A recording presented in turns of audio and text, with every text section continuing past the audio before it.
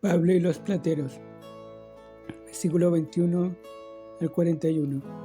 Cuando Satanás no puede lograr estorbar el Evangelio mediante los discípulos ignorantes o los impostores judíos, casi tiene éxito con los comerciantes y mercaderes de la ciudad.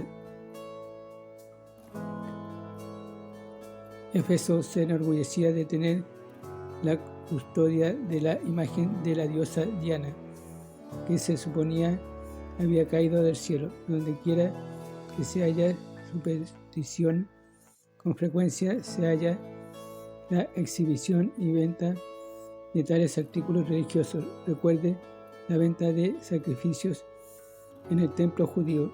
La verdadera predicación del Evangelio siempre choca de frente con las altimañas supersticiosas destinadas a hacer dinero, y Éfeso no era la excepción. El gremio o sindicato de plateros pretendió que su preocupación era la religión de la ciudad, pero su inquietud real era la pérdida de su negocio. El Evangelio había trastornado la ciudad de tal manera que la gente estaba alejándose de los ídolos y convirtiéndose al Dios verdadero, y esto estaba afectando las ventas religiosas. ¿Qué tal si esos judíos hubieran sido capaces de falsificar los milagros de Pablo?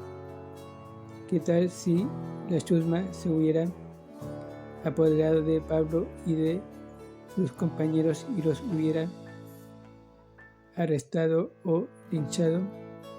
Tendríamos la maravillosa epístola a los Efesios.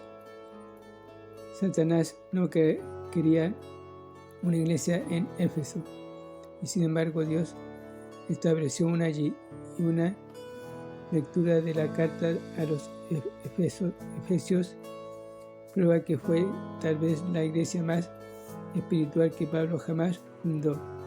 Esta maravillosa epístola bosqueja la verdad de la iglesia en forma clara, y el diablo no quería eso. Satanás todavía estorba la obra del Señor de estas tres maneras: falsos creyentes con una experiencia espiritual inadecuada, falsificadores y oposición abierta. Pero podemos vencer al adversario si confiamos en Dios, dependemos del poder del Espíritu y predicamos la palabra de Dios. Notas adicionales a Hechos capítulo 19, versículo 1 al 7. Hay una serie de preguntas que deben contestarse respecto a este difícil pasaje. ¿Fueron salvos estos 12 hombres? Todo parece indicar que no lo fueron. En la Biblia, la palabra discípulo no siempre significa cristiano. Pablo dio por sentado que habían creído algún mensaje. Versículo 2, pero la cuestión básica era que no había sido el correcto. La gente en todas las épocas se han salvado por fe en la palabra revelada de Dios, pero esta palabra no siempre fue el claro evangelio de la gracia que predicamos hoy. Adán se salvó al creer en la promesa de Dios de una simiente venidera.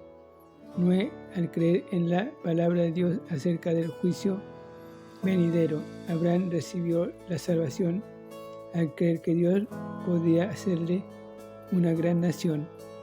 Nadie en esta era de gracia se salvaría creyendo en estas promesas. Nuestra salvación viene cuando confiamos en Cristo y creemos en el Evangelio.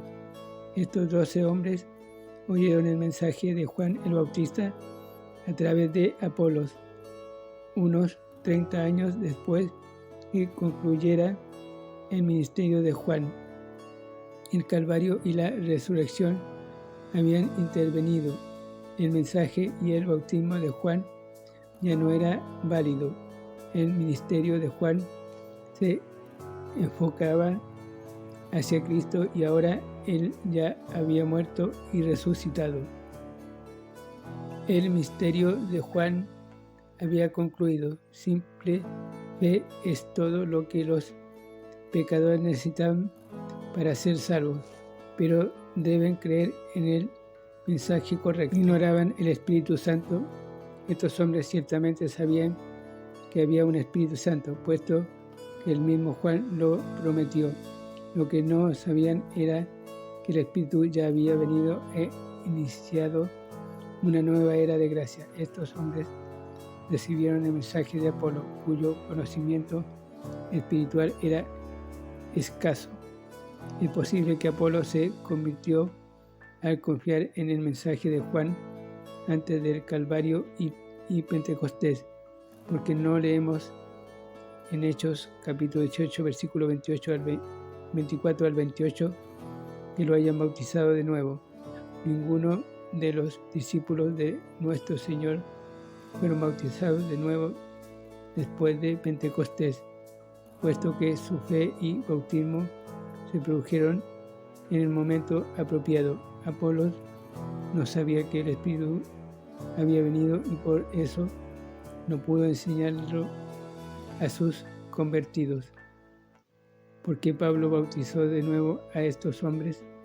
La respuesta parece ser que el bautismo es un mandamiento para esta era y es parte de la comisión de Cristo a la Iglesia.